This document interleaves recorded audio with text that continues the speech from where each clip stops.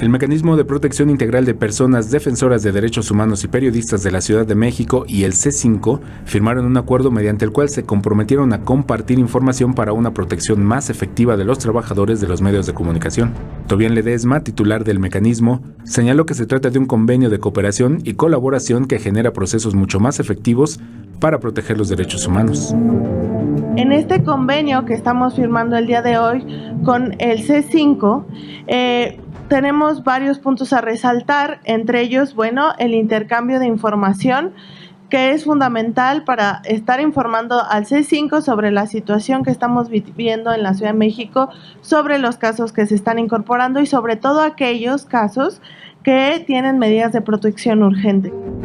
Durante el primer semestre de 2019 se han registrado 249 agresiones a periodistas y de acuerdo con datos de la Secretaría de Gobernación, del 1 de diciembre de 2018 a la fecha, es decir, durante la administración de Andrés Manuel López Obrador, han sido asesinados 24 defensores y 15 periodistas. El coordinador general del C5, Juan Manuel García, dijo que integrantes de ambos organismos conformarán un grupo de trabajo que se instalará en los próximos 30 días, el cual se encargará de poner en marcha las medidas necesarias para quien solicite el apoyo.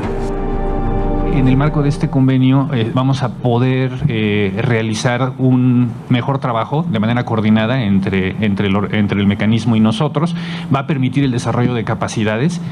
Uno de los puntos más importantes y el que más trabajo le estaremos dando de entrada es a la capacitación por parte del mecanismo al personal en C5 que se encarga de la atención de estos temas. Según datos de la organización Artículo 19, la cifra de comunicadores muertos ya supera la de todo el año 2018, en el que se registraron 9 casos.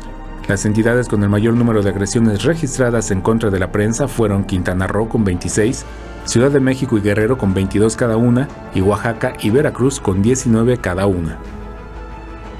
Imágenes: Javier Martínez, información y voz: Alberto Álvarez Santana, 21 Noticias.